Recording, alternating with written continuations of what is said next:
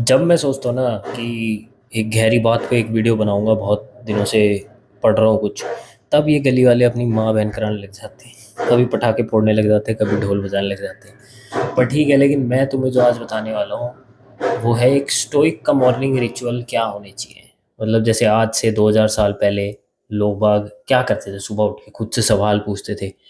अब आज क्या कर रहे हैं लोग बाग, सुबह उठते ही नोटिफिकेशन चेक करते हैं, मैसेज चेक करते हैं, सोशल मीडिया इंस्टाग्राम स्क्रॉल करते हैं, ठुमके लगाती हुई लड़कियां देखते हैं और बिना सोचे समझे अपना पूरा दिन बर्बाद कर लेते हैं। लेकिन हमें ऐसा नहीं करना। हमें क्या करना है, हमें एक डिसिप्लिन्ड आदमी के तरीके से चलना है या डिसिप्लिन औरत के तरीके से चलना है। और हमें सुबह सुबह उठते ही खुद से कुछ सवाल करने हैं।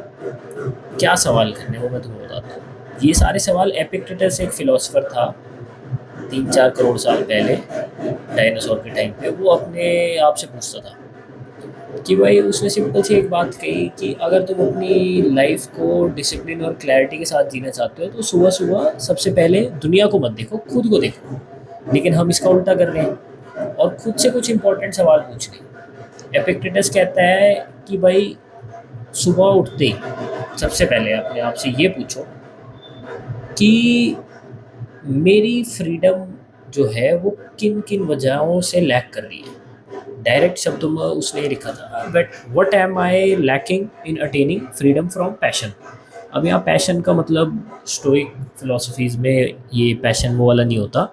इसका मतलब होता है कि भाई लस्ट, ग्रीड वगैरह, इन सबको पैशन बोल रहे थे ये लोग। सिंपल लैंग्वेज में इसका मतलब है ऐसी कौन सी चीज़ है जो अभी भी मुझे कंट्रोल कर रही है।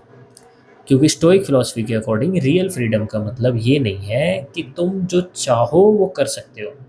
रियल फ्रीडम का मतलब ये होता है तुम्हारे इमोशंस जो है वो तुम्हारे कंट्रोल में रहे। मतलब इमोशंस तुम्हें कंट्रोल ना करे, तुम अपने इमोशंस को कंट्रोल करो। सोचो कितनी बार ऐसा होता है कि हम गुस्से में किसी को गाली देते हैं। जैसे अभी अभी ये ढोल बजा रहे थे तो मेरे मुंह से इनके लिए गाली निकली। कितनी बार ऐसा होता है कि हमें किसी की कोई बात रात रात भर जागने मजबूर कर देती है। तुम्हें कोई छोड़ गया, तुम्हारे से किसी ने बदतमीजी कर दी, तुम्हारी लड़ाई होगी, तो वो चीज़ तुम्हारे इमोशनल सेल्फ को, जो कंट्रोल को, वो हिला देती है। जिस चीज़ से हम इमोशनल कंट्रोल को लूज़ कर देते हैं तो वो चीज़ तुम्हारी मास्टर बन जाती है। अब अगर पैसा तुम्हारी पीस को कंट्रोल करता है तो जिस दिन तुम्हारे पास पैसा नहीं होगा, पैसा तुम्हारा मास्टर है, तब तुम डिस्टर्ब हो जाओगे बहुत बुरे वाले। तो लोग तुम्हें कंट्रोल कर रहे हैं, उनका क्रिटिसिज्म तुम्हें कंट्रोल कर ले, इसलिए एपिक्टेटस कहता है कि भाई सुबह उठकर खुद से पहला सवाल पूछो कि भाई ऐसी क्या चीज़ है जो मैं जिसका मैं स्लेव बन चुका हूँ, डिज़ायर का, एंगर का, फियर का। दूसरा सवाल वो कहता है कि भाई व्हाट फॉर ट्रैंक्विलिटी। मतलब मेरी जो इनर पीस है, अंतरात्मा है, उसको क्या डिस्टर्ब कर रहा है।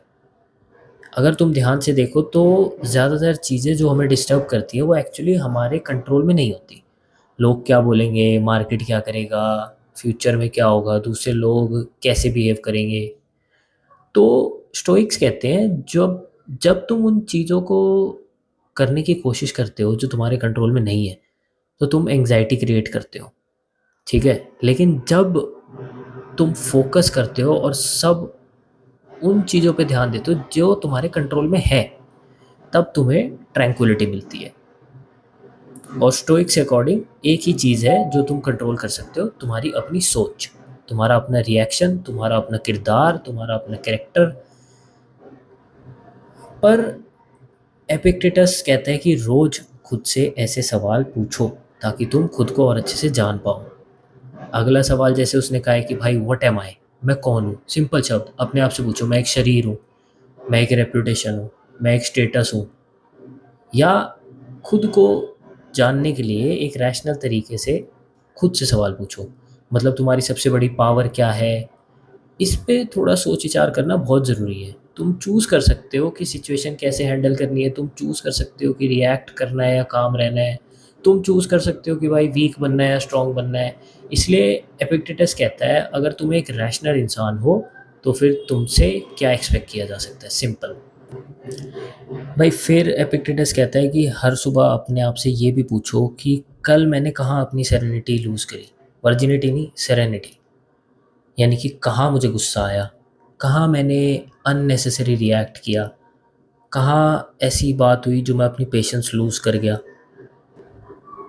इन सारे सवालों को खुद से पूछने और एनालाइज़ करने के बाद तुम्हें खुद से ये भी पूछना है कि क्या मैंने किसी के साथ अनफ़ेयर बिहेव किया?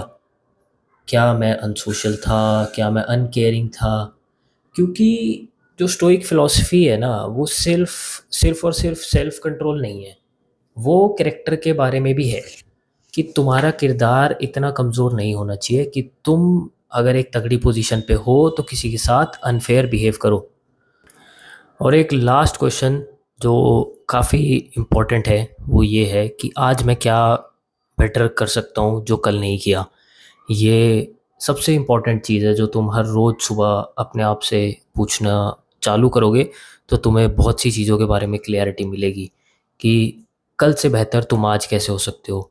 जैसे रोमन एम्परर जो हमारे मार्कस भाई थे, वो भी यही करते थे। वो दुनिया के सबसे पावरफुल आदमी थे, लेकिन फिर भी वो रोज़ अपने थॉट्स लिखा करते थे, ना किसी ऑडियंस के लिए, ना किसी फेम के लिए, सिर्फ़ खुद को इम्प्रूव करने के लिए।